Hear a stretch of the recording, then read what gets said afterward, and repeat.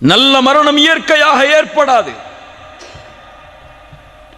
நல்ல மரணத்தை ஒருவன் ஏற்படுத்த வேண்டும்.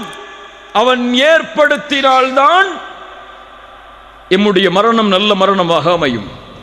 ரசூலுல்லாஹ் ஸல்லல்லாஹு அலைஹி வஸல்லம் அதைத்தான் சொன்னார்கள், இதா அராதல்லாஹு பிஅப்தின் கைரன் இஸ்தஅமலஹு. அல்லாஹ் ஒரு அடியானுக்கு நலவை நாடினால் செயல்களை செய்ய வைப்பான்.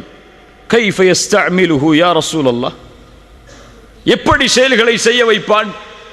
ரசூலுல்லாஹி ஸல்லல்லாஹு அலைஹி வஸல்லம் சொன்னார்கள், யுவஃபிகுஹு லிஅமலின் ஸாலிஹின் கப்லல் மௌத். மரணத்திற்கு முன்னால் நல்ல அமல்களை செய்யக்கூடிய தௌஃபீகை அல்லாஹ் அவருக்கு கொடுப்பான். அவன் சுஜூதில் மரணமாக வேண்டும் என்று அல்லாஹ் விரும்புவான். அந்த சுஜூதிலேயே உயிரை கைப்பற்றுவான். ஏன் அல்லாஹ் சுஜூதில் உயிரை கைப்பற்றுகிறான்? ஏன் இஹ்ராமில் அல்லாஹ் உயிரை கைப்பற்றுகிறான்? ஏன் இந்த நிலைமையில் கைப்பற்ற வேண்டும் என்று அல்லாஹ் விரும்புகிறான்? ரசூலுல்லாஹி ஸல்லல்லாஹு அலைஹி வஸல்லம் அதையும் சொன்னார்கள், யுபஅது குல்லு அப்தின் அலா மா மாத அலைஹி. ஒரு மனிதன் எப்படி மரணிப்பானோ அப்படியே மறுமையில் எழுப்பப்படுவான். சுஜூதில் மரணித்தவன் சுஜூதுடைய நிலைமையிலேயே எழுப்பப்படுவான். ஹஜ்ஜில் மரணித்தவன் லப்பைக் அல்லாஹும்ம லப்பைக் லப்பைக் லா ஷரீக லக லப்பைக் இன்னல் ஹம்த வன் நிஅமத லக வல் முல்க லா ஷரீக லக் என்ற தல்பியாவை ஓதிக்கொண்டு மஹ்ஷரில் எழுந்து வருவான். குர்ஆனை ஓதி மரணித்தவன் குர்ஆனை ஓதிய நிலையிலேயே எழுந்து வருவான். அதுபோல்தான் பாவமும். பாவத்தில் மரணித்தவன் பாவத்தின் நிலையிலேயே எழுந்து வருவான். மன் ஆஷ அலா ஷைஇன் மாத அலை வமன் மாத அலா ஷைஇன் புஇத அலை. ஒரு மனிதன் எப்படி வாழ்கிறானோ அப்படியே மரணிப்பான். சுபஹை ஜமாஅத்தோடு சேர்ந்து தொழுதவன் தான் அன்றைய தினம் மரணிக்கும் பொழுது சுபஹை தொழுவான். குர்ஆனை ஓதக்கூடிய வழக்கம் உள்ளவர்தான் குர்ஆனை ஓதிய நிலையில் மரணமாவார். சுஜூதில் ரப்பை நெருங்க வேண்டும் என்று விரும்பியவர்தான் தன்னுடைய வாழ்நாளில் சுஜூதில் மரணமாவார். யா அல்லாஹ், எங்களுக்கு சுஜூதில் மரணத்தை ஏற்படுத்து. எல்லோரும் ஆமீன் சொல்லுவோம். ஆனால் நாளை காலை ஃபஜ்ருடைய தொழுகையில் சுஜூது செய்வோமா ஜமாஅத்தோடு? செய்ய மாட்டோம்.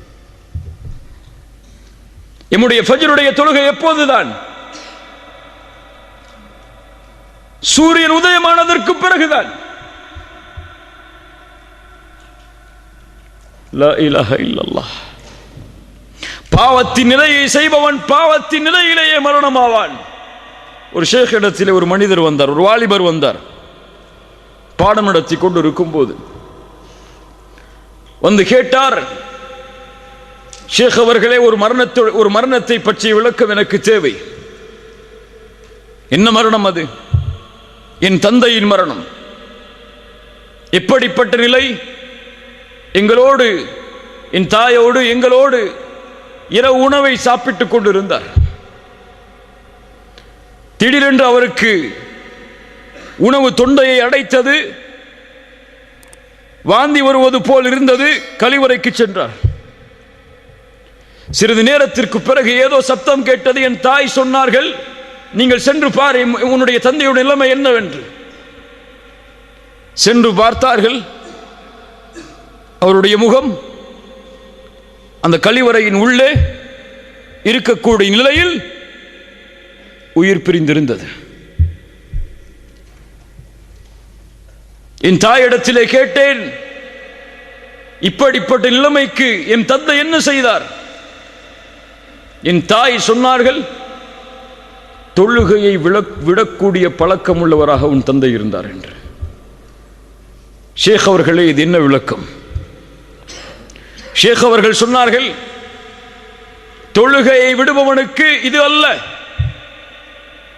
குர்ஆன் சுன்னாவுடைய கல்வியின்படி ஹராமுடைய விஷயத்தை நெருங்கிய நிலையில் ஒருவர் மரணமானார் என்றால் ஆகிலுர் ரிபா, வட்டியை சாப்பிட்டவராக இருப்பார். இது விளக்கமாக இருக்கலாம் என்று சொன்னார்கள். அதுதான் கண்ணியத்துக்குரியவர்களே, ஒரு மனிதன் எப்படி வாழ்கிறானோ அப்படியே மரணிப்பான். ஹராமை வயிற்றிலே ஏற்றி வாழ்ந்தவன் ஹராமை உண்ட நிலையிலேயே மரணிப்பான். அசிங்கமான செயல்களை தனிமையில் செய்தவன் ஒருவேளை அந்த அசிங்கமான செயலை செய்து கொண்டிருக்கும் நிலையிலேயே மரணிப்பான். தவறான காட்சிகளை யாரும் பார்க்கவில்லை என்று பார்த்தவன் ஒருவேளை அந்த தவறான காட்சிகளை பார்த்து கொண்டிருக்கும் நிலையிலேயே மரணிப்பான்.